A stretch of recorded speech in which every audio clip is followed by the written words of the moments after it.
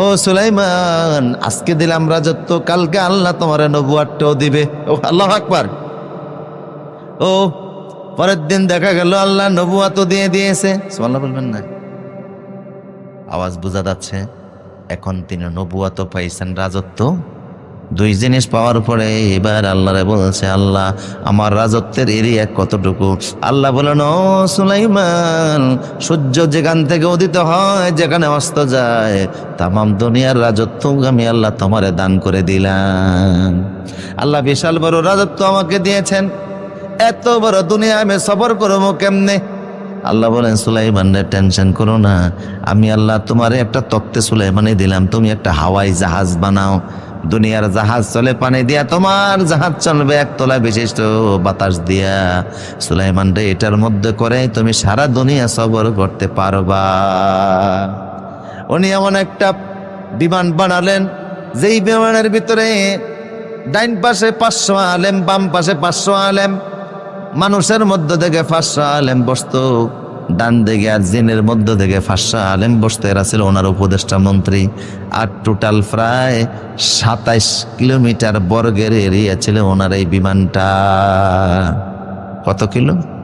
27 মাইলের এরিয়া ছিল ওনার এই বিশাল বড় বিমান। চিন্তা করছেন? এই বিমানের ভিতরে তিনি হাজার হাজার মানুষের জিন নিয়ে ঘুরতেন, কোনো তেল মোবিল কিছুই। বলে সুলাইমান রিহা আসিবাতুন তাজরি বিআমরিহি, তিনি বাতাসকে আদেশ করতেন, বাতাস ওনার অনুগত হয়ে গিয়েছিল। আল্লাহু আকবার। বাতাস ওনার অনুগত হয়ে গিয়েছিল। সারা দুনিয়া তিনি এই তত্ত্বের মাধ্যমে সফর করতেন। আল্লাহু আকবার। জমিন থেকে 9 মাইল উপরে দিয়ে এটা যাইতো। কয় মাইল? এটার উপরে তিনি 4 আঙ্গুল বিশিষ্ট স্মরণের প্রলব দিয়ে হুদহুদ পাখি বানিয়ে, বলছি না, সব কোরআনে আছে। فقال ما لي لا أرى الهدهد أم كان من الغائبين।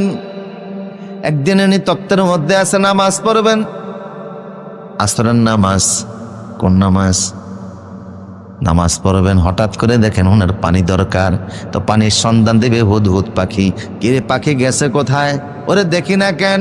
فقال ما لي لا أرى الهدهد أم كان من الغائبين। ও আমার না বইলা কোথায় গেল? ওরে উচিত ছিল আমারে বইলা যাওয়া, ও যেহেতু আমারে বইলা যায় নাই। লাউ আযিবান্নাহু আযাবান শাদীদা আও লা আযবাহান্নাহু আও লা ইয়াতিয়ান্নি বিসুলতানিম মুবিন। রাষ্ট্রীয় আইন। উনি বললেন, সে আমারে না বলে কেন গেল? ফিরে আসুক, উপযুক্ত কারণ দর্শাইতে না পারলে আমি ওরে কঠিন শাস্তি দিব, আর যদি অনুপস্থিতির কারণ দর্শাইতে পারে আমি মাফ করে দেব। ফামাকা সাবাইরা বাহিদ, কিছুক্ষণ পরেই হুদহুদ চলে আসলো। কিরে হুদহুদ কোথায় গিয়েছিল? ও হুজুর, আমারে মারবেন না, শাস্তি দিবেন না, আঘাত করবেন না। হুজুর গো, ইন্নী ওয়াজাদতু ইমরাতান। ও হুজুর, ফাকাল আহাততু বিমা লাম তুহিত বিহি ওয়া জিইতুকা মিন সাবাইন বিনাবাই ইয়াকিন। সব কোরআনে আছে না নাই? ও হুজুর, আমি এমন একটা সংবাদ নিয়ে এসেছি, যে সংবাদ আপনি ইতিপূর্বে জানতেন। আপনি বিশাল বড় রাজত্বের মালিক, সারা দুনিয়া রাষ্ট্র ক্ষমতা চালান, সারা দুনিয়া শাসন করছে 4 জন লোক। কয়জন? এর ভিতরে 2 জন ছিল ইমানদার, 2 জন কাফের। একজন ছিল বখতে নসর, সে ছিল কাফের। আরেকজন ছিল নমরুদ, সেও ছিল কাফের। আর 2 জন মুমিন, একজন যুলকারনাইন আর একজন হলো সুলাইমান আলাইহিস সালাম। সুলাইমান নবী হুদহুদ বলতেছে, সারা দুনিয়া আপনি চালান, অথচ পাশের রাষ্ট্রের খবর রাখেন না। কিরে হুদহুদ, কি সংবাদ নিয়ে এসেছো? আপনার পাশের দেশটার নাম হলো মুলকে সাবা ইয়ামেন দেশ। কি দেশ? ওই দেশের সব মানুষ মুশরিক, আল্লাহ মানে না, তাওহীদ বুঝে না। বুঝেননি কথা? সব মানুষ মুশরিক, তাওহীদ বুঝে না, রিসালাত বুঝে না, পরকাল বুঝে না। ও নবী, সেই দেশ থেকে মিন সাবাইম বিনাবাই ইয়াকিন, নিশ্চিত সংবাদ আমি আনছি, আমার সংবাদে কোনো ভুল। অনেকে তো টাকা খায় মিথ্যা সংবাদ পরিবেশন করে, নিরপরাধ মানুষের অপরাধী বানায়া ফাঁসির কাস্তে পর্যন্ত ঝুলায়। হুজুর, আমার সংবাদের মধ্যে কোনো ভুল নাই, বিনা বাই ইয়াকিন, আমি নিশ্চিত জ্ঞানে সঠিক সংবাদ নিয়ে এসেছি। ও হুদহুদ, কি সংবাদ নিয়ে এসেছো? ইন্নী ওয়াজাদতু ইমরাতান তামলিকুহুম ওয়া উতিয়াত মিন কুল্লি শাইইন ওয়া লাহা আরশুন আযীম। যেই দেশ থেকে আমি আসছি, ওই দেশের রানীর নাম হলো রানী বিলকিস। কি নাম? সবাই বলেন। ওই দেশটা শাসন করে একজন মহিলার নাম হলো রানী বিলকিস। ওই মহিলা নিজে মুশরিক, গোটা দেশবাসী মুশরিক। আল্লাহর পয়গম্বর সুলাইমান বললেন, তারা যে মুশরিক তুমি বুঝলা কেমনে? ইয়াসজুদুনা লিশ-শামসি মিন দুনিল্লাহ, আমি দেখলাম ওরা ওয়াজাদতুহা ওয়া কওমুহা ইয়াসজুদুনা লিশ-শামসি মিন দুনিল্লাহ, আমি দেখলাম ওরা আল্লাহরে সিজদা দেয় না, সূর্যকে সিজদা দেয়। তো সূর্যকে যারা সিজদা দেয়, আগুনকে যারা সিজদা দেয়, সাপকে যারা সিজদা দেয়, আল্লাহ ছাড়া অন্য কোনো বস্তুর সামনে যারা মাথা নত করে, এরা তো মুসলমান না। কথা বলেন ঠিক কিনা? আল্লাহ ছাড়া অন্য কোনো বস্তুর মধ্যে ক্ষমতা আছে, আগুনের মধ্যে ক্ষমতা আছে, বাতাসে ক্ষমতা আছে, দেবদেবীর মাঝে ক্ষমতা আছে, এটা যারা বিশ্বাস করে ওরা মুশরিক। কথা কোন না কা? যারা মুমিন তারা আল্লাহ ছাড়া আর কাউরে খোদা বলে স্বীকার। আমরা মানে কারে? কয় আল্লাহ। সবাই বলেন কুল হুয়াল্লাহু আহাদ। পড়েন কুল হুয়াল্লাহু আহাদ আল্লাহুস সামাদ লাম ইয়ালিদ ওয়া লাম ইউলাদ ওয়া লাম ইয়াকুল লাহু কুফুয়ান আহাদ। বলো আল্লাহ এক, আল্লাহ একক, আল্লাহ সামাদ, আল্লাযী লাইসা লাহু জাওফুন, যার পেট নাই তারে বলে সামাদ। আল্লাহ বলেন তোমাদের সবাইরে আমি আল্লাহ খাওয়াই, কিন্তু আমি নিজে খাই না। তোমরা একজন আরেকজনের কাছ থেকে জন্ম নাও, তোমাদের বাবা আছে, মা আছে, আছে না নাই? কিন্তু আমি কাউর থেকে জন্ম নেই নাই, কেউ আমাকে জন্ম দেয় নাই। আকাশের জমিনে আমি আল্লাহর সমতুল্য সমকক্ষ কেউ নাই। তুমি যারা দেবতা মানো, খোদা মানো, তার সামনে তুমি হাত নত করে বসে দেখো, তোমার খোদা তোমারে সাহায্য করবে দূরের কথা, নাকের মশাটাও তো তাড়াইতে পারে না। কথা কোন ঠিক কিনা? এই জন্য আল্লাহ ছাড়া এমন আল্লাহর ইবাদত আমরা করি যে আল্লাহ ঘুমানো না। কথা কোন ঠিক কিনা?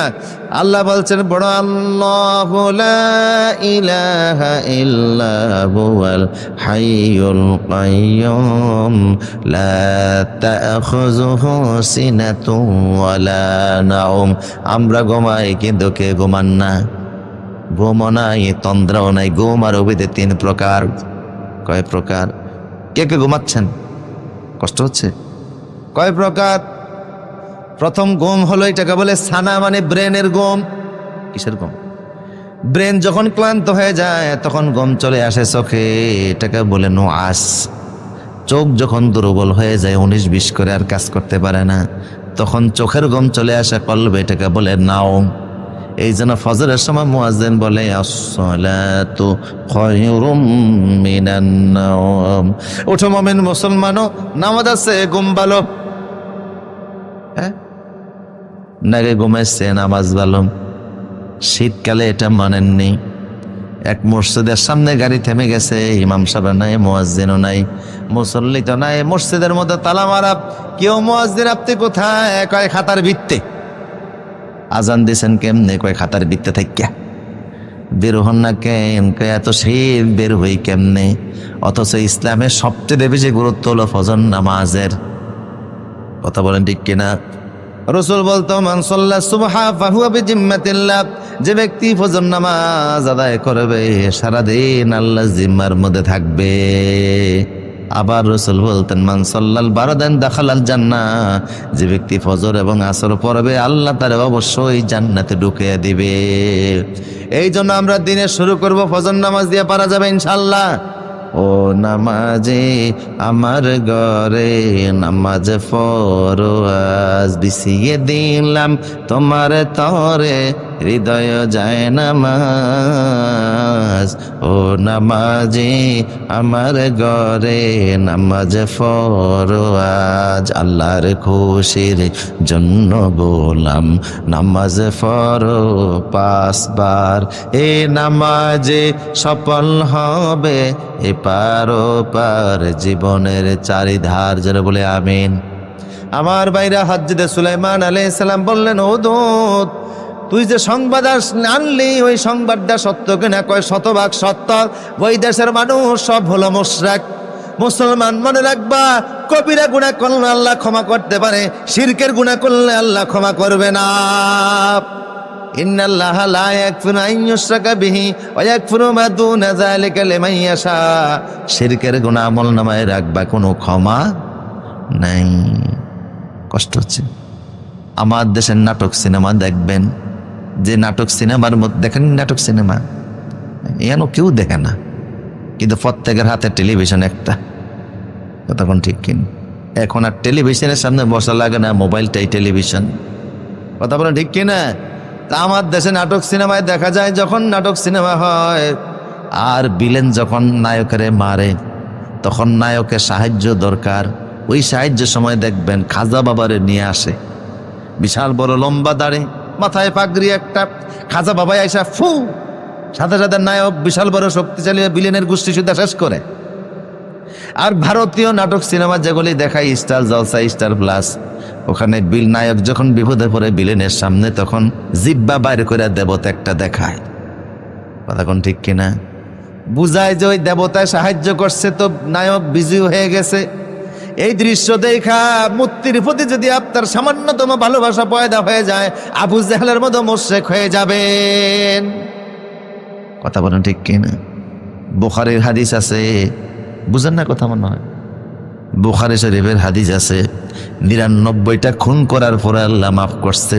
বোঝা গেল তার আমল নামায় শিরকের গুনাহ ছিল না। কথা কোন ঠিক কিনা? হাদিস, কিসের হাদিস? বনে ইসরায়েলের এক লোক খুন করছে ৯৯টা। কয়টা? মারাত্মক পাপী ছিল। তো খুন করার পরে এখন এক হুজুরের কাছে, একজনের কাছে গেছে, আবেদের গিয়া কয়, হুজুর আমি তওবা করব।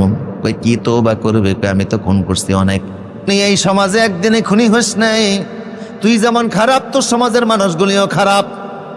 কারণ তোর সমাজের মানুষগুলি যদি ভালো হইতো, প্রথম ছোটাই তোরে বাধা দিত। যেই সমাজের মানুষ অন্যায় বাধা দেয় না, এরা আর যাই হোক ভালো মুসলমান হতে পারে না। সমাজের ছেলেগুলি দইরেই কিন্তু বাবা খায় না, গাঁজা খায় না, আগে বিড়ি দিয়া শুরু করে। কথা বলো ঠিক কিনা? যেই সমাজের মানুষ বিড়ি খাওয়ার জন্য বাধা দেয় না, অন্যায় অপরাধে বাধা দেয় না, ছোটখাটো প্রেম করে বাধা দেয় না, প্রায় একদিনে কিন্তু মেয়ে লিয়া পালায় না, আগে 14 ফেব্রুয়ারিতে দেখা করে। কথা কন না? বিশ্ব ভালোবাসা দিবসে ফুল একটা ধরিয়ে দেয়, এরপরে দেখা যায় মোবাইল নাম্বার নিয়ে যায়, ফ্রি টক টাইমে SMS করে, এরপরে চ্যাটিং করে, এরপরে ভালোবাসা হইতে হইতে এত গাঢ় হয়, অপরূপক্ষ মেয়েকে দইরা কোর্ট ব্যারেজ করে এরপরে পলায়ন করে চলে যায়। কথা কোন ঠিক কিনা? যারা গাঁজা খায়, শুরুতে গাঁজা দেওয়া শুরু করে না, আগে বিড়ি টানে।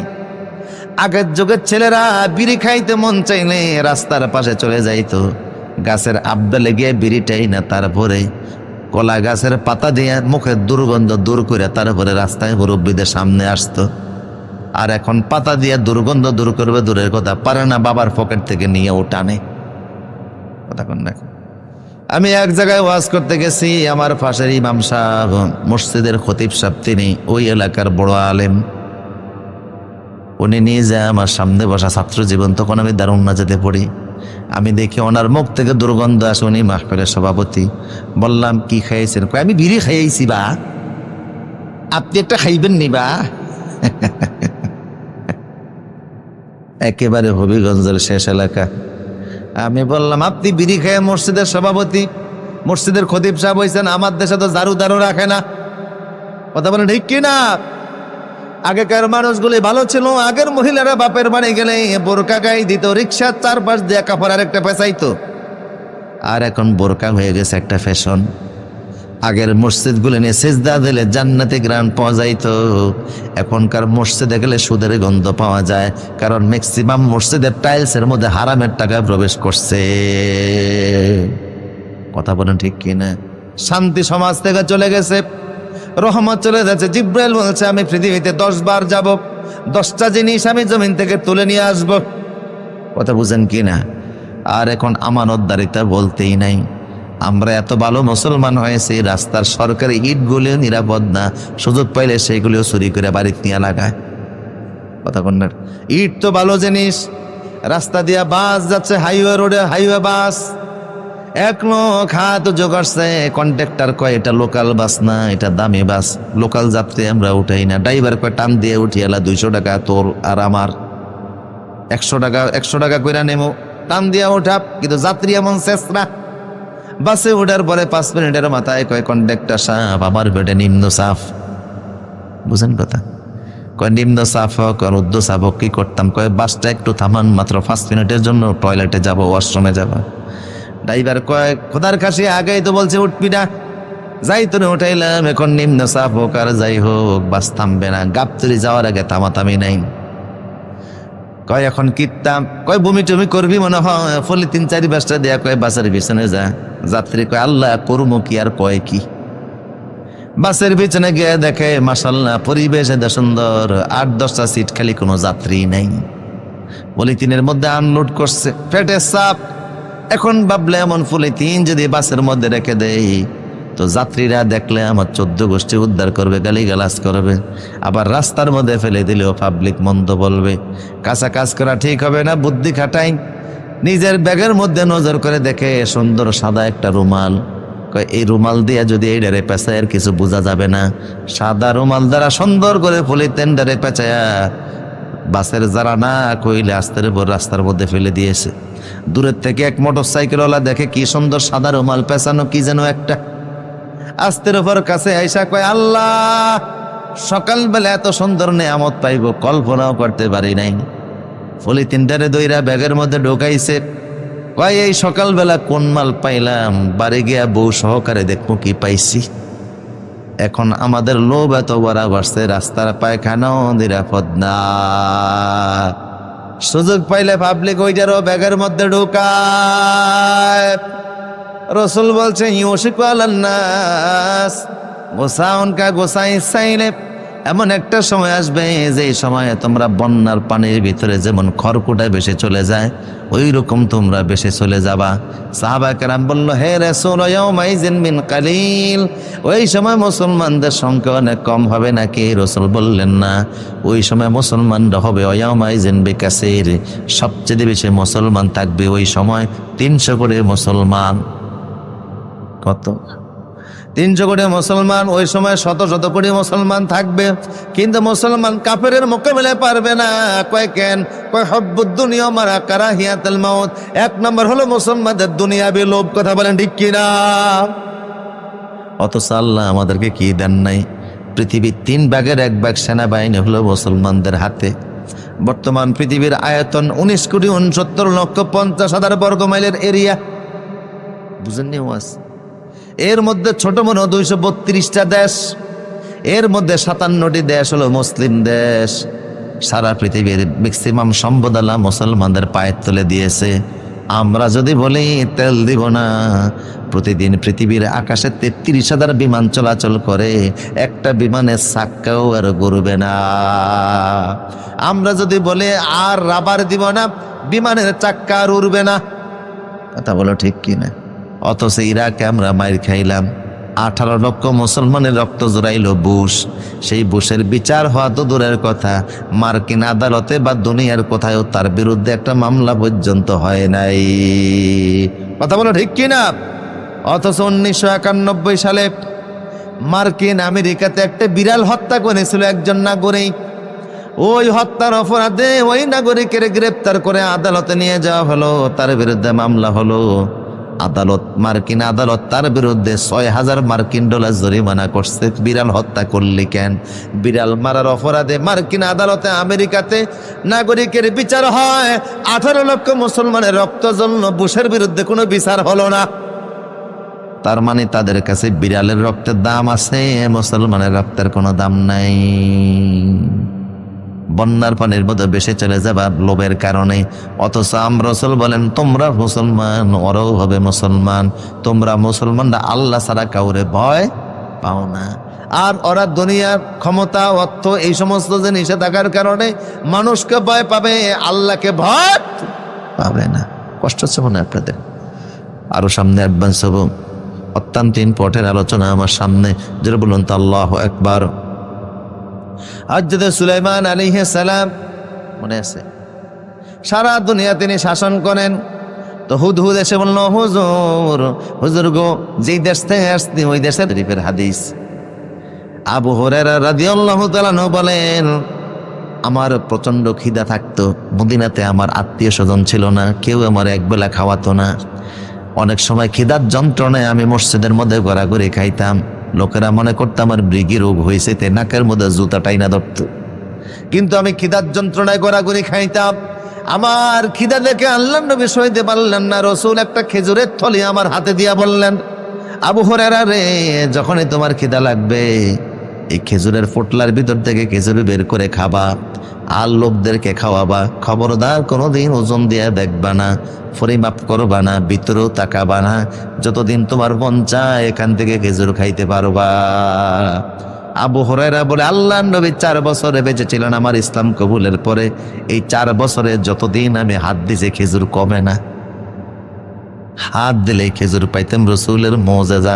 সুবহানাল্লাহ বলবেন না? কি পাইতাম? খেজুর। আর খেজুর আর মুড়ি এমন এক জিনিস, খাইলে শুধু খাইতে মন চায়, ঠিক কিনা বলেন? অনেক সময় খাইতে খাইতে দেখা যায় 1-1.5 প্লেটও খেয়ে ফেলে, কথা বলে আর খায়। আবু হুরায়রা বলে, রাসূল ইন্তেকাল করলেন, খেজুর শেষ হলো না। আবু বকর রাষ্ট্র ক্ষমতায় আসলেন, 2 বছর থাকলেন, আমার পোটলার খেজুর শেষ হয় না। হযরত ওমর আসলেন, তিনি 10 বছর রাষ্ট্র ক্ষমতা চালালেন, আমার খেজুর শেষ হয় না। হযরত ওসমান রাষ্ট্র ক্ষমতায় আসলেন, তিনি 12 বছর দেশ চালালেন, আমার খেজুর শেষ হয় না। 26 বছর আমি খেজুরের থলের ভিতরে হাত দিয়ে খেজুর পাই। সুবহানাল্লাহ। খিদা লাগলেই খাই। কিন্তু যেদিন হযরত ওসমানকে শহীদ করা হলো, মসজিদে নববীর মধ্যে যেখানে হযরত ওসমানকে শহীদ করা হয়েছে, আমি ওখানে বারবার গিয়েছি। চোখের পানি ধরে রাখা যায় না। নিরপরাধ সাহাবী রাসূলের 2 জন নূরের অধিকারী আল্লাহর নবী 2 কন্যাকে বিয়ে করছিলেন। সাইয়েদনা ওসমান, বিদ্রোহীরা ওনার উপর আক্রমণ শুরু করেছে, তলোয়ারের আঘাত ওনার মাথার উপর পড়েছে। অনেক কোরআন পড়তেছিলেন, ওনার মাথার রক্তে কোরআন একেবারে রঞ্জিত হয়ে গিয়েছে। ওনার হাতের লেখা কোরআন শরীফ এখনো মসজিদে নববীর 3 তলায় মিউজিয়ামের ভিতরে আছে, আমি নিজে দেখেছি। হযরত আবু ওসমান যেদিন শহীদ হলেন, আবু হুরায়রা বলে, আমি খিদা লাগলো, সংবাদ আসলে আমি কাঁদতেছি।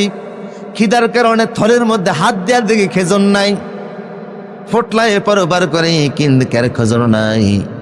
আল্লাহ, আমার খেজুর গেল কোথায়? আল্লাহ যেন মেসেজ দিয়ে বলেন, আবু হুরায়রা, আমার প্রিয় সাহাবী, রাসূলের 3য় খলিফা, রাসূলের 2 কন্যার স্বামী ওসমানকে অন্যায়ভাবে হত্যা করা হয়েছে। এই জুলুমের তোমরা প্রতিকার চাও না কেন, বিচার চাও না কেন, আন্দোলন করো না কেন? নিরপরাধ মানুষকে খুন করা হলো, জালিমারা খুন করছে, এখন সবার সামনে থেকে রহমত চলে গেছে, ঠিক কিনা বলে?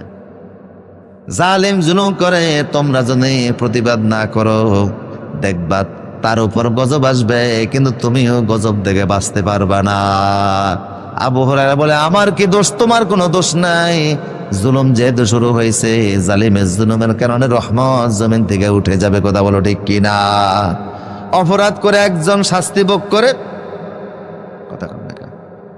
আমার প্রিয় সুদীপ, হযরত সুলাইমান আলাইহিস সালাম বললেন, হুদহুদ, তুই কেন কষ্ট হচ্ছে না কেঁপে দেন? তো ওই ছেলেটা তোবার জন্য যাচ্ছে ভালো এলাকায়। আলেম বলল, তোমার এলাকায় থাকলে তুমি ভালো হইতে, কারণ তুমি এখন তোবা করবা, 2 দিন পরে আবার খুনের নেশা জাগবে, ভালো হইতে পারবা না। ভালো এলাকায় যাও, যে এলাকার 100% মানুষ ভালো। যুবক বলে, আমি সেই এলাকায় যাচ্ছি, প্রতিমধ্যে আল্লাহ আমাকে মৃত্যু দিয়ে জান্নাত দান করে দিলেন। আরো জোরে বলুন সুবহানাল্লাহ। ভালো এলাকায় যাইবা কেন? কারণ সৎসর্গে স্বর্গবাস, অসৎসঙ্গে সর্বনাশ। আমার প্রিয় সদে, ঢাকা যারা গিয়েছেন, ঢাকা গেছেন না আপনারা? জান না? আমি নড়াইলে একবার গেলাম, তো এক ছেলে আমার মোটরসাইকেলে লিফট দিল। আমি বললাম, তুমি কি চাও? আমি মুসাফির মানুষ, দোয়া করে দিলে দোয়া কবুল হয়ে যাবে। হুজুর দোয়া করে দেন জীবনের জন্য, আল্লাহ একবার ঢাকা যাওয়ার তৌফিক দেন, এই দোয়া। তো ঢাকা গেলে দেখবেন বাইতুল মোকাররম জাতীয় মসজিদ আছে না নাই? ওই মসজিদের দেখবেন উপরে দোতলায় নিচতলায় স্বর্ণের অনেকগুলি দোকান আছে, জুয়েলারি দোকান। যতগুলি স্বর্ণের দোকান আছে ওখানে স্বর্ণ বিক্রি করে, দেখবেন সামনে জুতা, ইলেকট্রিক অনেক জিনিসপত্র বিক্রি করে, একেবারে ওপেন। কিন্তু স্বর্ণ যখন বিক্রি করে, চারদিক দিয়ে গ্লাস আছে না নাই? ইচ্ছে করলে আপনি স্বর্ণের গায়ে হাত দিতে, যখন চাইবেন তখন আপনার সামনে দিবে। গ্লাস দ্বারা স্বর্ণগুলিকে ডেকে রাখে, যতই ডেকে রাখো, এরপরও যখন বাতাস হয়, সিলিং ফ্যানের বাতাসের সাথে ঘুরতে ঘুরতে কিছু না কিছু ধুলি বেলে গিয়া স্বর্ণের গায়ে বসে কি বসে না? যেই সমস্ত দলিবালিগুলি স্বর্ণের গায়ে গিয়ে বসলো, এখন স্বর্ণের বড়ি যদি হয় 70,000 টাকা, যে দলিবালিগুলি ওর গায়ে গিয়ে বসছে ওজন দেওয়ার কারণে দলিবালির বড়িও হলো 70,000 টাকা। এমনি দলিবালির কোনো দাম ছিল না, স্বর্ণের গায়ে বসার কারণে তার দাম বেড়ে গেছে। এমনি আপনার কোনো দাম নাই, কিন্তু আল্লাহ ওয়ালা নেককার মানুষের সোহবতে গেলে আপনার দাম বাড়িয়ে দিবেন কে? কিন্তু আপনি যদি বলেন আমি অনেক ভালো মানুষ, তবে চলাফেরা করি খারাপ মানুষের সাথে, আপনার ডানের লোকটা স্লোগান দেয় আল্লাহর পক্ষে দেয় না, বামের লোকটা বামপন্থীও, আপনার সামনের পিছনের লোক একজনও ভালো না, কিন্তু আপনি বলেন এরা আমার বন্ধু বান্ধব, এদের সঙ্গে আমি চলি, আমি ভালো ওরা খারাপ, তাতে সমস্যা কি? আমার ভালো আমার কাছে। বুঝেন না কি না? এই কথা যদি বলে যে হুজুর তাইলে কি আমি খারাপ নেই, আমি আপনারে ফালটা প্রশ্ন করে ধরেন আপনি মিষ্টি খাইতে গেছেন, কষ্ট হচ্ছে না তো আপনাদের? তো দোকান থেকে মিষ্টি নিলেন, ছানা মিষ্টি 500 টাকা কেজি, ছানা মিষ্টিটা হাতে নিয়ে এখন মুখে দিবেন, হঠাৎ করে মোবাইল রিসিভ করতে গিয়ে মিষ্টিটা হাত থেকে নিচে পড়ে গেছে, দেখেন একটা গোবরের মাঝখানে পড়ছে। এক একটা মিষ্টির দাম ছিল 20 টাকা কইরা, এই 20 টাকার মিষ্টিরে যখন গোবরের মাঝখানে পড়ছে, এখন মিষ্টির দাম কত? কথা কয় না? কারণ মিষ্টির মধ্যে কি চিনি নাই, ছানা নাই, দুধ নাই, এত কিছু থাকার পরেও মিষ্টির দাম নাই কেন? কারণ চারদিকে গোবর। কথা কোন ঠিক কিনা? আপনি যত ভালো মানুষ হন, চারদিকের খারাপ মানুষের সাথে চললো আপনার কোনো দাম নাই। এই জন্য চলতে হবে ভালো মানুষের সঙ্গে। অকুনু মা সাদিকিন অকুনু মা সালিহিন। সুলাইমান আলাইহিস সালাম তিনি বললেন, হুদহুদ তুই কোথায় না বলে গিয়েছে, শুধু সংবাদ আনছে মুলকে সাবার একজন নারী সারা দেশ শাসন করে, সেও মুশরিক, গোটা দেশের জনগণ মুশরিক। সুলাইমান বলল, আর কি দেখছিস? কই ওরা আল্লাহরে সেজদা দেয় না, সেজদা দেয় সূর্যরে। কাকে? অথচ সূর্য হুকুম মানে কার? ও হুজুর, অবাক করা বিষয় হলো আল্লাহর সুনাউজিম, ওই নারীর একটা সিংহাসন আছে, ওই সিংহাসনটা অনেক উঁচু, 30 গজ উঁচু, 80 গজ লম্বা, এত বিশাল বড় সিংহাসন, দামি হীরা মানিক মুক্তা ওখানে। ওই সিংহাসন যেই রুমে, ওই রুমে রানী ছাড়া পৃথিবীর কোনো মানুষ প্রবেশ করতে পারে না, কোনো পিঁপড়া পর্যন্ত পারে না, এত সুরক্ষিত জায়গা। সুলাইমান বললেন, তোর সংবাদ সত্য না মিথ্যা আমি তোরে পাঠাবো চিঠি দিয়া। কি দিয়া? চিঠির জবাব যদি আসে আমি মনে করবো তুই সত্যবাদী, জবাব দিতে না পারলে তুই মিথ্যাবাদী। হুদহুদ বলল, আমার চিঠি লেখেন। সুলাইমান বললেন, ইযহাব বিকিতাবি হাযা ফাআলকিহি ইলাইহিম সুম্মা তাওয়াল্লা আনহুম ফানজুর মাযা ইয়ারজিউন। এই চিঠি নিয়ে তুই যাবে, দেখি চিঠির জবাব কি আসে। এখন চিঠির মধ্যে উনি কি লিখলেন এটাও জানার দরকার আছে না নাই? তিনি ভিতরে তাওহীদের আওয়াজ দিলেন, ইন্নাহু মিন সুলাইমান ওয়া ইন্নাহু বিসমিল্লাহির রহমানির রহিম। আল্লাহর নামে তিনি চিঠি লিখলেন, বলুন আল্লাহু আকবার। কার নামে? ভিতরে তিনি লিখলেন, আল্লাহ তাআলু আলাইয়া ওয়া আতুনি মুসলিমিন। ও রানী বিলকিস, অহংকার করো না, গর্ব করো না, দেবাক দেখাইও না, আমি তোমার কালেমার দাওয়াত দিচ্ছি, আমার সঙ্গে তুমি পাওয়ার খাটাইও না, কারণ আমি আল্লাহর গোলাম, আল্লাহর হুকুমে চলি। কথা বলো ঠিক কিনা? তামাম দুনিয়া তোমার থাকতে পারে, আমার কাছে তুমি কিছুই না, কারণ আমি কার অর্ডারে চলি। খবরদার অহংকার করো না, দেমাগ দেখাইও না, অতি সত্তর কালেমা পড়ার জন্য আমার কাছে চলে আসো। সুলাইমান একটা রীতিমতো ধমক দিলেন। কি দিছেন? মুসলমান, ধমকের মতো যদি ধমক দিতে পারো, সারা দুনিয়া তোমার সামনে মাথা নত করতে বাধ্য। ধমক এমন এক জিনিস, কিন্তু ইমানে শক্তি থাকা লাগবে। কথা বলো ঠিক কিনা? কথা আর একটা মনে পড়ছে, বল মনে ঘুমাচ্ছেন না তো? মদিনাতে ইটালির সরকার রসুলকে একটা ধমক দিছিল। কে? ইটালির সরকার আল্লাহর নবীকে ধমক দেয়া চিঠি লিখছে, মুহাম্মদ আমি মদিনায় আসতেছি, 3 লক্ষ সেনাবাহিনী নিয়ে তোমার মদিনাকে আমি মিসমার করে দিব।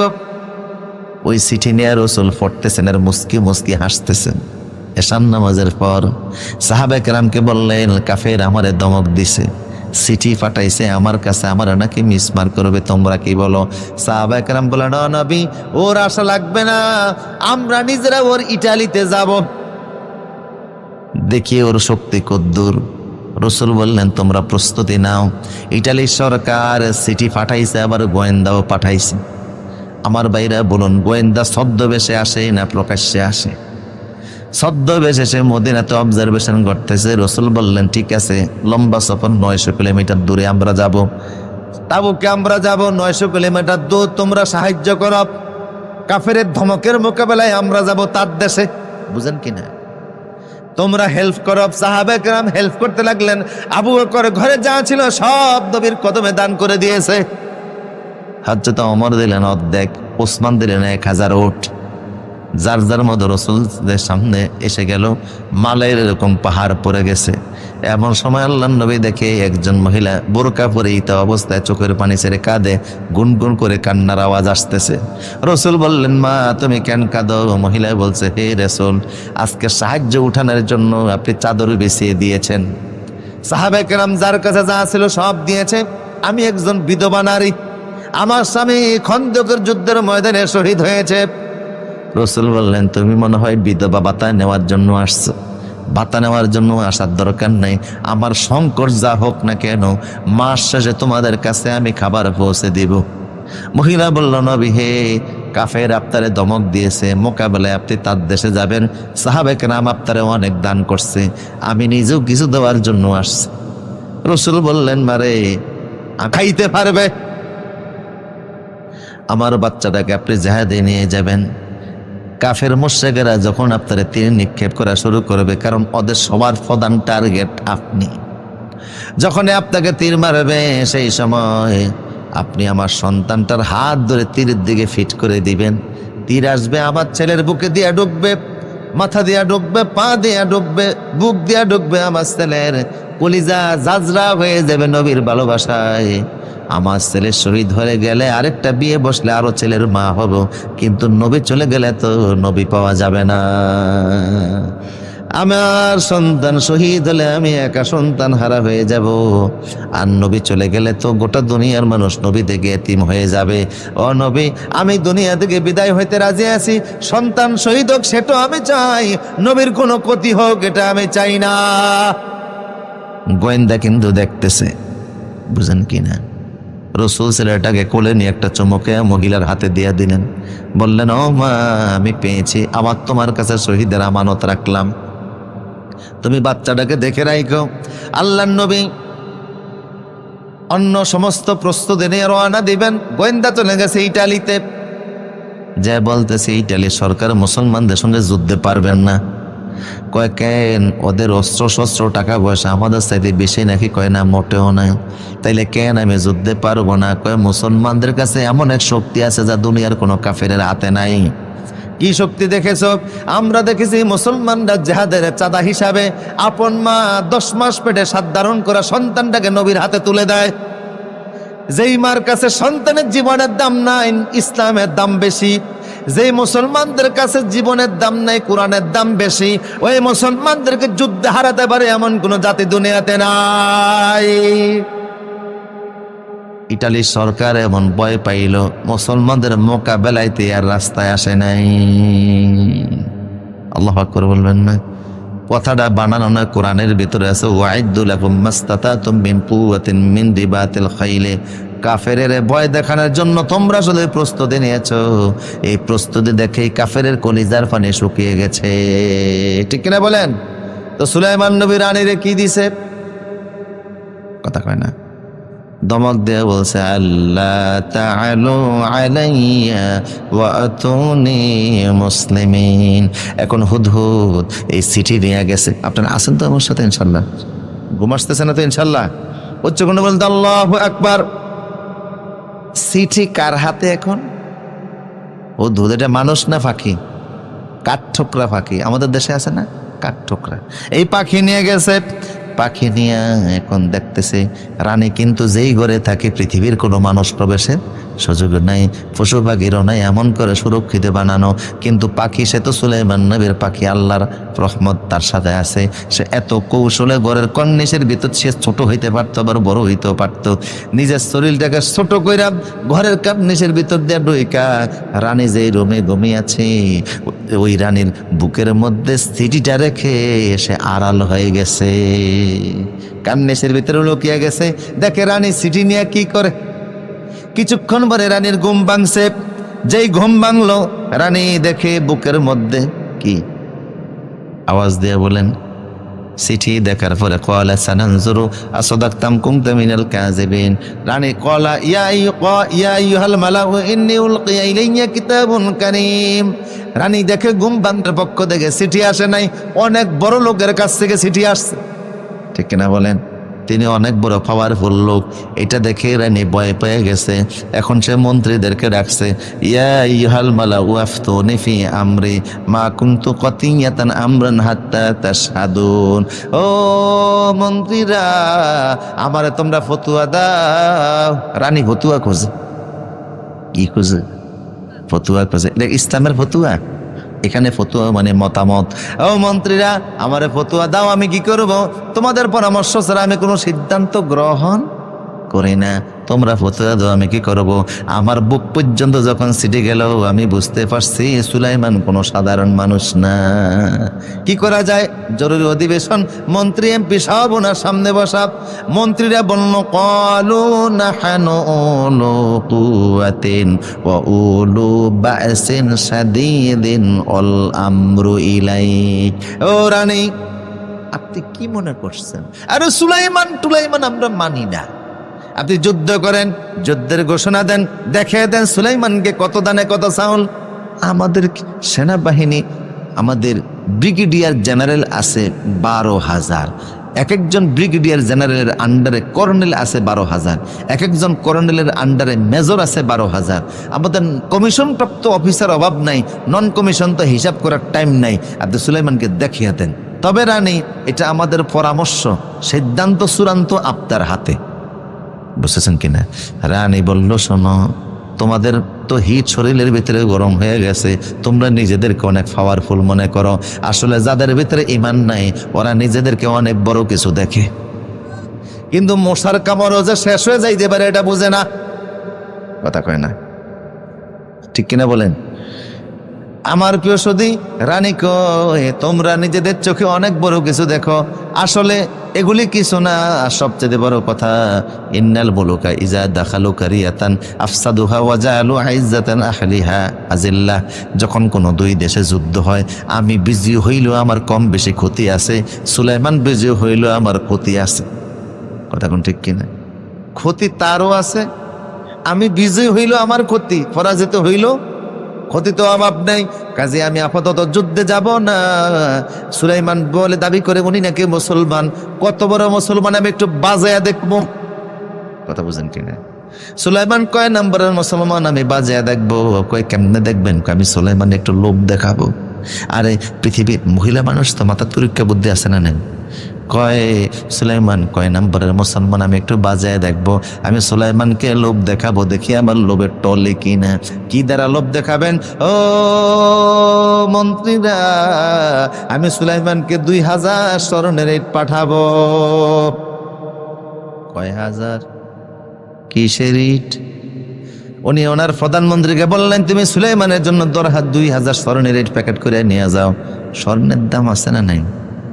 আমার প্রিয় সদী, আর একটা মুক্তা নিয়ে যাও, তারে বলে দিবা সে যদি খাঁটি মুসলমান হবে, তার যদি ফাওয়ারি থাকে, সে যেন যন্ত্রের সাহায্যে ব্যতীত আমার এই মুক্তার ভিতরে যে কোনো যন্ত্র ছাড়া যেন ছিদ্র করে দেয়।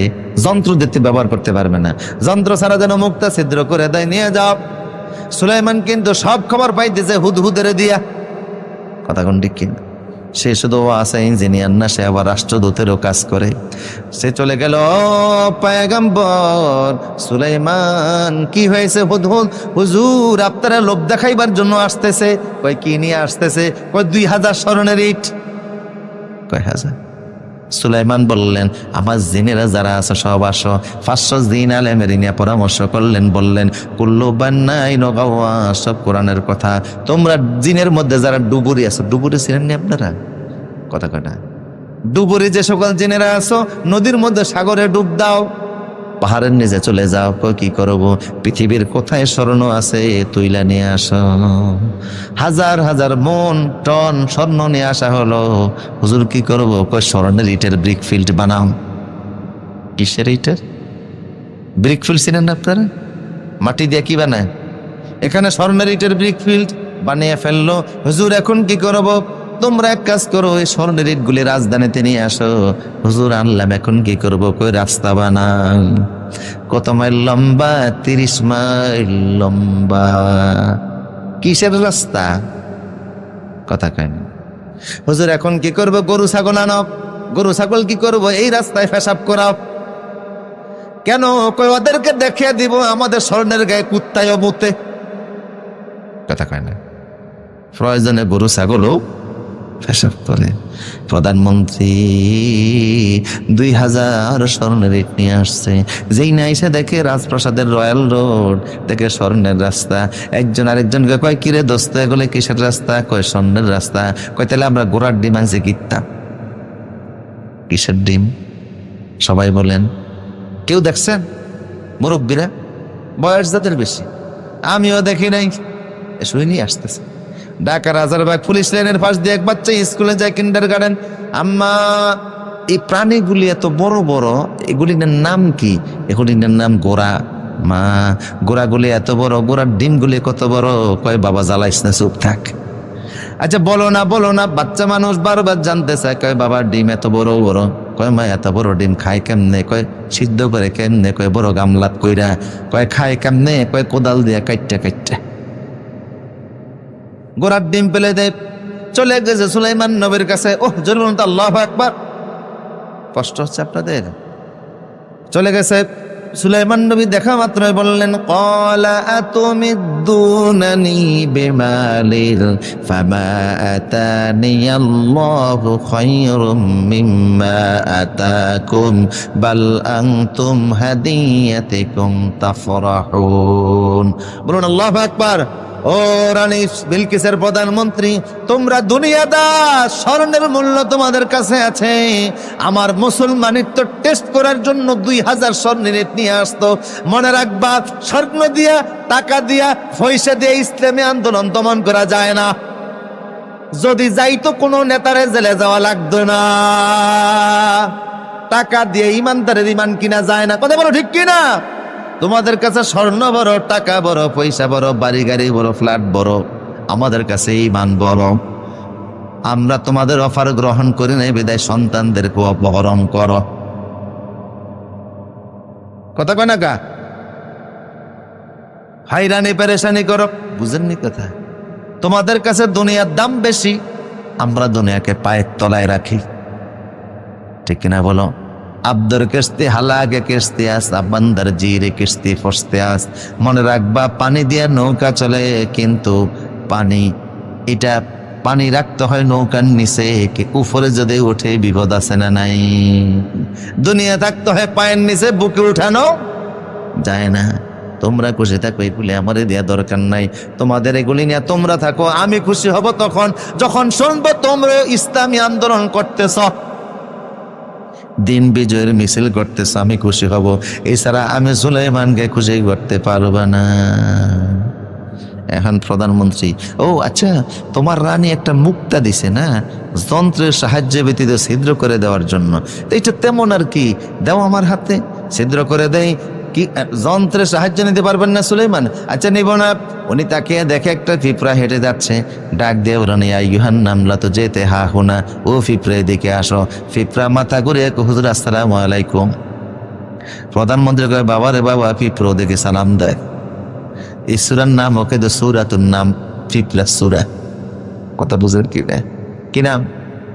পিঁপড়া সূরা। বুঝেননি কথা? উনি বললেন মুক্তার মধ্যে ছিদ্র করো। পিঁপড়া দাঁড়িয়ে গেল, ছোট্ট ছোট্ট কচি কচি দাঁত দিয়ে আসে মুক্তারের ভেতরে ছিদ্র করতে শুরু করে দিল। সুতার একটা মাদা সুলাইমান পিঁপড়ার পায়ের সঙ্গে বেঁধে দিলেন। এই পিঁপড়া সুতাটাকে পায়ের মধ্যে বেঁধে নিয়ে মুক্তার মধ্যে ঘুরতে ঘুরতে কচি কচি দাঁত দ্বারা কেটে কেটে ওর ভিতরে ঘুরে ঘুরে আরেক প্রান্ত দিয়ে সুতার মাথা নিয়ে বের হয়ে যায়। তোমার রানীরে বলে দিও যন্ত্র ব্যবহার করে নাই, পিঁপড়া দ্বারা ছিদ্র করাই দিছি। সুবহানাল্লাহ। চলে গেছে রানীর কাছে।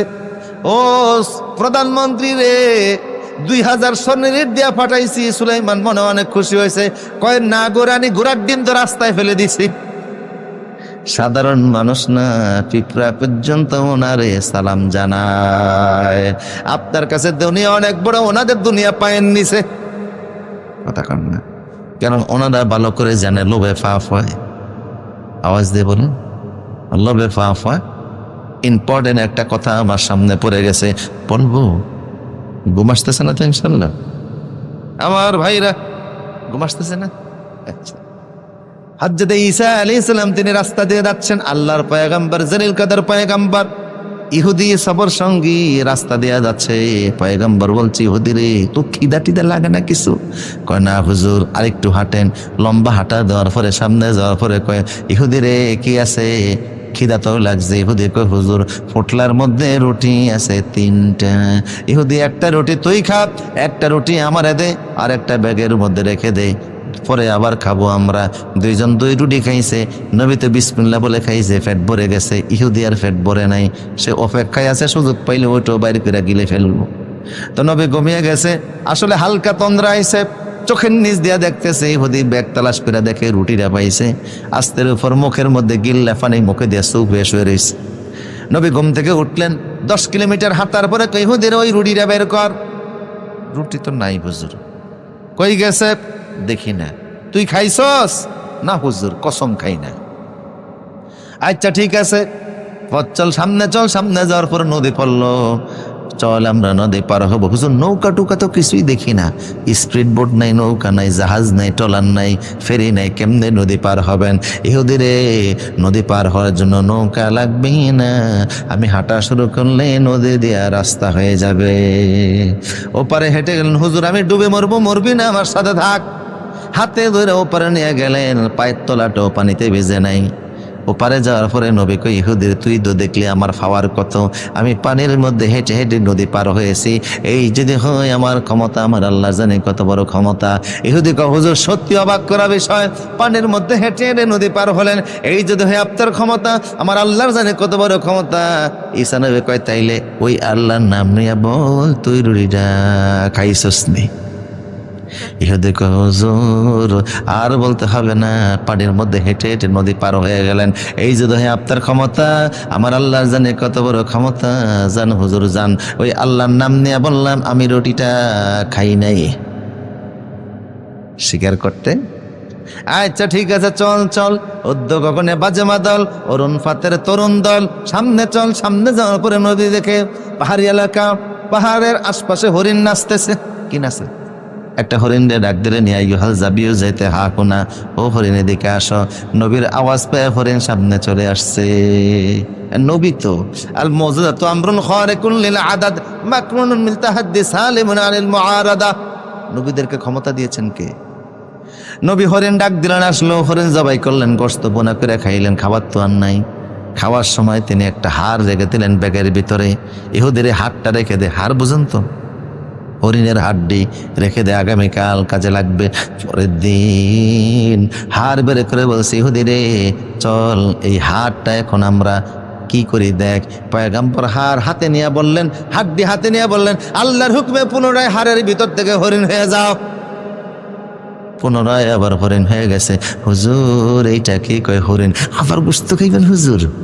হ্যাঁ, তো খাওয়ানোর ফাগুন। কিছু মানুষ দেখবেন খাইতে খাইতে ফ্যাট বানাইছে তরমুজের সাইজ। মাশাল্লাহ, ফ্যাটের ধাক্কায় দরজা খোলে। কথা কয় না, কথা কি খোলে? ফ্যাটের কোনো ওজন নাই, এমন খাওয়া খায়। তবে হালাল খায়া ফ্যাট বাড়াইলে অসুবিধা নাই, হারাম খায়া যদি বাড়ায় মুসিবত আছে না নাই? আমাদের এলাকার ভিতরে একবার এক লোক কয়, আমি খানার আয়োজন করবো। উনি আসছে আমেরিকা থেকে। এলাকাবাসীকে বলল, তোমাদেরকে একবেলা খাওয়াবো, গরু লাগবে কয়টা? পাবলিক কয় মাত্র 3টা। উনি কয়, আমি জবাই করবো 30টা। সুনাম করে এলাম আজকে, গো এক নাম করে ফেলবো। কয়টা? গরু জবাই করছে 30টা। পাবলিক কয়, আজকে আর ভাত খাওয়া খাই পালায় নাই, শুধু গরুর গোশত। তো যারা খাইছে তো বুঝে শুনে খাইছে। এক খোদার কাছে এমন খাওয়া খাইছে, গলা পর্যন্ত আইছে, গোশতের সাফে শ্বাস নালী আর খাদ্য নালী এক হয়ে গেছে। এটা দম ছাড়তে পারে না, হা করতেছে। এলাকাবাসী বলল, মাতবর সাহেব, এটা যেই খাওয়া খাইছে, এখন যদি মারা যায় পত্রপত্রিকায় আপনার বিরুদ্ধে উঠবে যে আপনি খাওয়াইয়া মানুষ মেরে লিছেন। তাড়াতাড়ি রোগী বাঁচান। উনি কই কি করবো, বড় ডাক্তার খবর দেন, গাড়ি ফাটিয়ে দিল, বড় ডাক্তার চলে আসতে, ইমার্জেন্সি রুমে এখানে চিকিৎসা দেওয়া লাগবে, হসপিটাল নেওয়ার মতো টাইম পাওয়া যাবে না, একটা দম আসে আর যায়। ডাক্তার এসে বললো অসুবিধা নেই, টেনশনের কি, একটু বেশি খাইছে, আমি এমন ট্যাবলেট বানিয়ে নিয়ে আইছি, খাইলে 5 মিনিটে ফ্যাট ক্লিয়ার হয়ে যাবে, আবার খাইতে পারবে, অসুবিধা নাই। নিয়ে আইছে একটা ট্যাবলেট, ফাঁসে যায়, কই আল্লাহর বান্দা এত খাইলি কা, নে ট্যাবলেটটা মুখে দে, পানি দিলাম, তোর ফ্যাট ঠিক হয়ে যাবে, উনি অপমান থেকে বাঁচবে, তোরও জীবন বাঁচবে। হে কয় স্যার আপনার কোনো আক্কল আছে, এত বড় ট্যাবলেটটা গিলতে পারলে আমি তো গোশত আরেক টুকরা খাইতাম। চিন্তা করছে না, বলে এই দেখো হুজুর আবার খাইবেন, আবার খাবেন। ও হুজুর কত বড় ক্ষমতা আল্লাহ আপনারে দিল, আপনি হাড়ের থেকে পুনরায় হরিণ বানিয়ে ফেললেন। এ হুজুর এই যে দেহ আপনার ক্ষমতা, আমার আল্লাহ আর জানে কত বড় ক্ষমতা। ও আল্লাহু আকবার। নবী কয় তাই তো, এই যে দেহ আমার ক্ষমতা, আমার আল্লাহ জানে কত বড় ক্ষমতা। ওই আল্লাহর নাম নিয়ে বল তুই রুটিটা খাইছিস নি। ইহুদি কয় হুজুর আর বলতে হবে না, আপনার এত বড় ক্ষমতা, হাত থেকে হরিণ বানান, আমার আল্লাহর জানে কত বড় ক্ষমতা। ওই আল্লাহর নাম নিয়ে বললাম আমি রুটিটা খাই নাই। শিকার, আচ্ছা চল সামনে চল। সামনে যাওয়ার পরে দেখে বিশাল বড় মাঠ, মাঠের মধ্যে অনেক মাটির চাক্কা পড়ে আছে, 3টা মাটির চাক্কা। নবী হাতে নিয়ে বলল এই মাটির চাক্কাগুলি আল্লাহর হুকুমে স্মরণের চাক্কায় পরিণত হয়ে যা।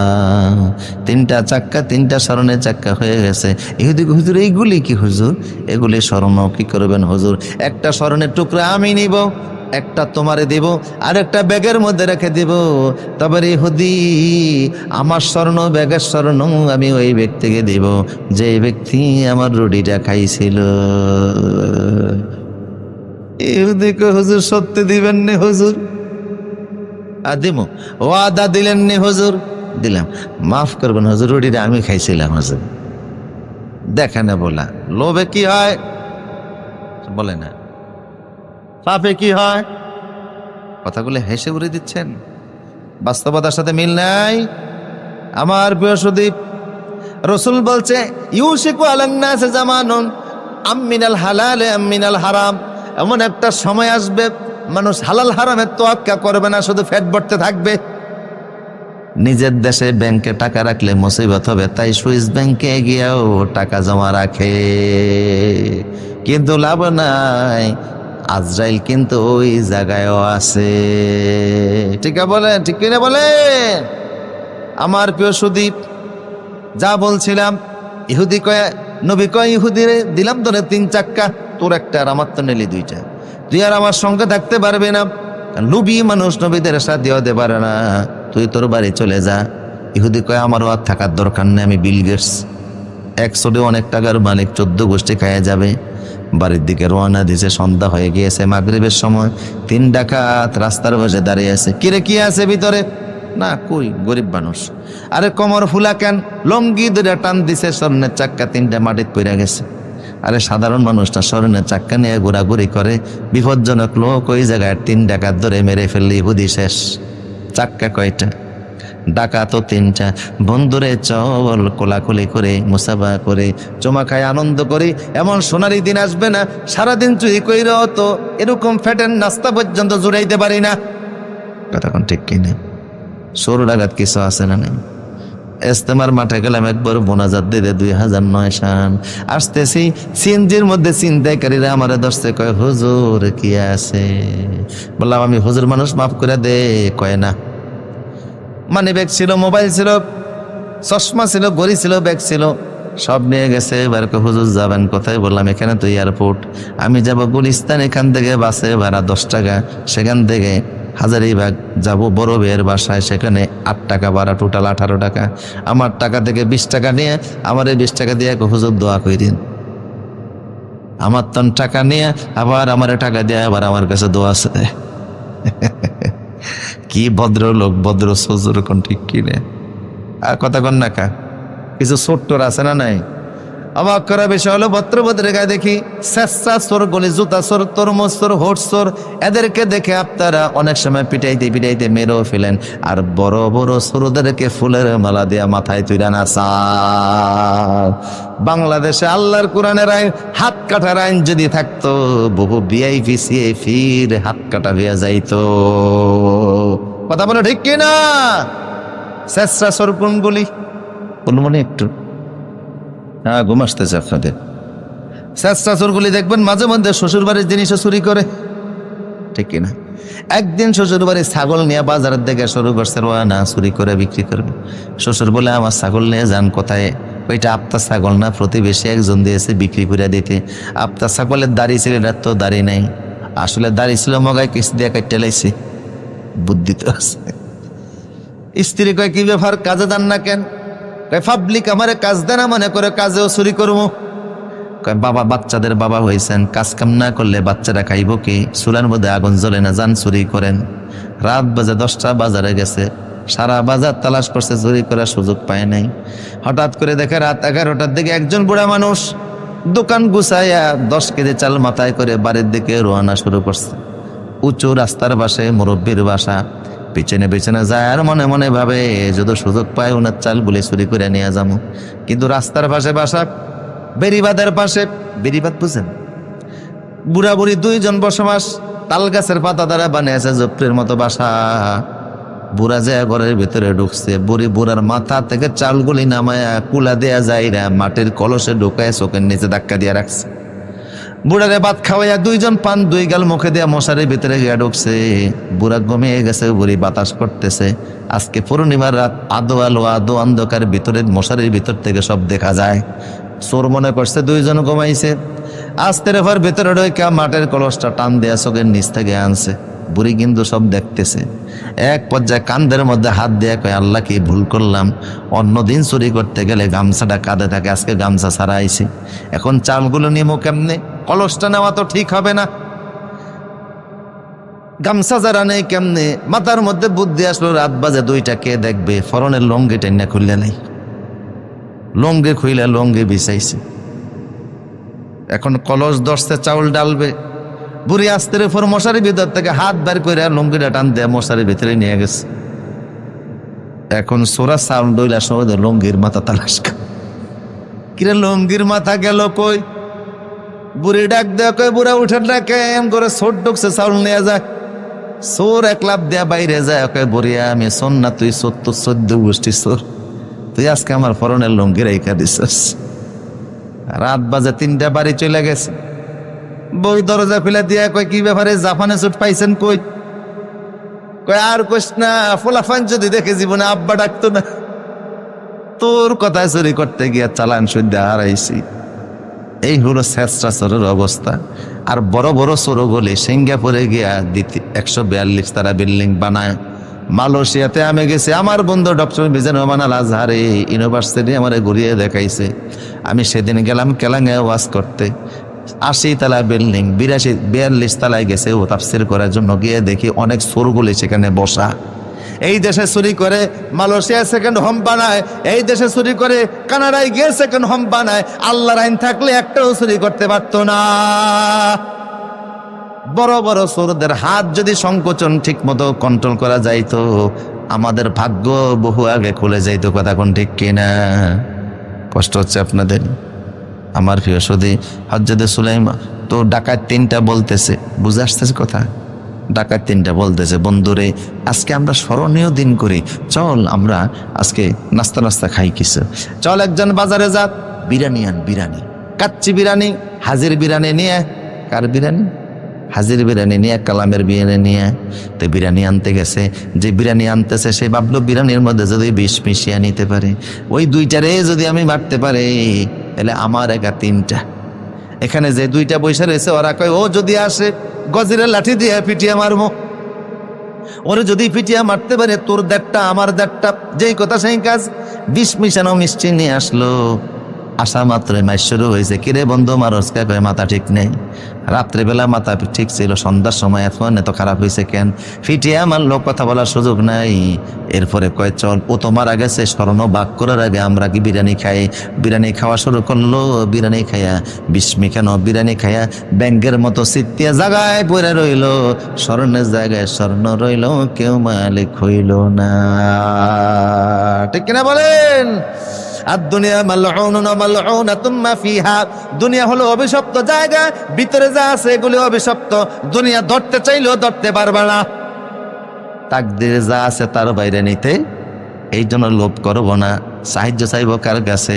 আল্লাহ নবী দৈনিক 5টা দোয়া করতেন, তার ভিতরে সবচেয়ে যে দোয়াটা বেশি পড়তেন, রাসূল বলতেন রব্বানা, পড়েন, রব্বানা আতিনা ফিদ দুনিয়া হাসানাতাও ওয়া ফিল আখিরাতি হাসানাতাও ওয়া কিনা আযাবান নার। রাসূল এই দোয়াটা দৈনিক অনেকবার পড়তেন আর বলতেন, আল্লাহ আমার দুনিয়ার কল্যাণও দাও, আখিরাতের কল্যাণও দাও। কথা বুঝেন কি না? বেশি বেশি করে পড়বেন, সাহায্য দিবেন কে?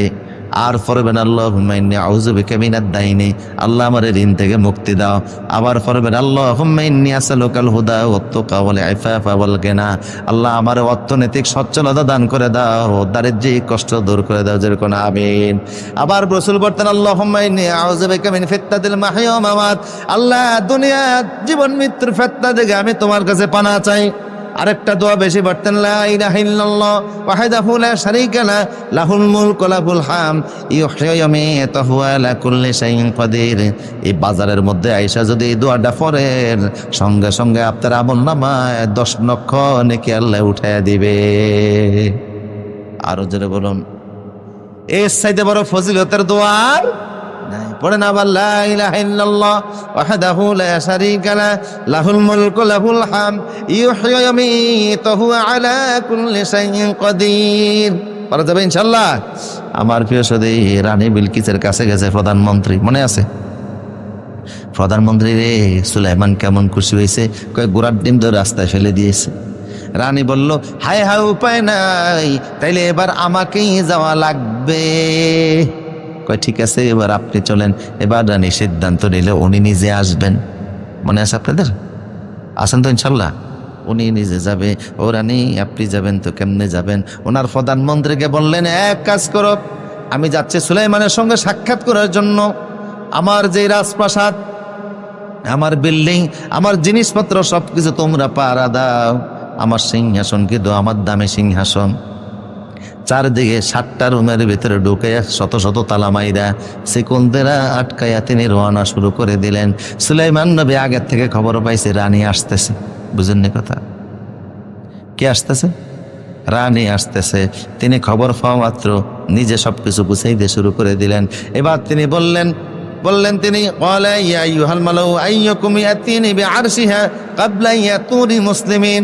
ও মন্ত্রীরা, আমার জিন মানুষ যারা আছে সবার সঙ্গে আমি একটু পরামর্শ করি। রানী তো আমার সঙ্গে সাক্ষাৎ করার জন্য আসতেছে। খবর পাইছি তার জীবনের সবচেয়ে প্রিয় জিনিস তার সিংহাসন, ওইটাকে রুমের মধ্যে ঢুকিয়া তালা মাইরে আসতে। এটা 80 হাত উচ্চ, 30 হাত প্রস্থ। ওজন তাহলে কদ্দুর হইতে পারে? দুনিয়ার সবচেয়ে দামি হীরা মানিক মুক্তাগুলো ওই সিংহাসনটার মধ্যে লাগানো আছে। রানী ওখানে আছে। আমি রানীরে একটু চমক দেখাইতে চাই। ও কি ক্ষমতার মালিক, আরো বেশি ক্ষমতা আমি দেখাইতে চাই। কথা কোন ঠিক কিনা? এখন তোমরা কে পারবা রানী আমার কাছে আসার আগে সিংহাসন আমার সামনে হাজির করে দিবা? একজন বলল, ক্বালা ইফরিতুম মিনাল জিন্নি। ওনার যে সিংহাসন ছিল, ওনার যে মন্ত্রিসভা ছিল, ওনার যে তক্তে যা বিমান ছিল, 500 আলেম মুসলমান মানুষ, 500 জিনের আলেম। কথা বুঝেন কিনা? এই জিনদের মধ্য থেকে একজন আলেম। সবাই বলেন, ক্বালা ইফরিতুম মিনাল জিন্নি আনা আতিকা বিহি ক্বাবলা আন তাকুমা মিন মাকামিক ওয়া ইন্নী আলাইহি লাকাওয়িয়্যুন আমিন। ও হুজুর, আমি সিংহাসন এনে হাজির করে দিব। ইফরিত রে, তোমার কি পরিমাণ সময় লাগবে? হুজুর, বেশি সময় লাগবে না। আপনি বসা থেকে দাঁড়াতে যে পরিমাণ সময় লাগবে, তার আগে আগে সিংহাসন এখানে হাজির হয়ে যাবে। আপনারা বলুন তো, আমি এখন বসে আছি না, দাঁড়াইতে আমার কয় ঘন্টা লাগবে? আপনি বসা থেকে দাঁড়াতে যেই পরিমাণ সময়, তার মধ্যে সিংহাসন হাজির হয়েছে। উনি বললেন, না না, এত দেরি সম্ভব না, আরো তাড়াতাড়ি চাই।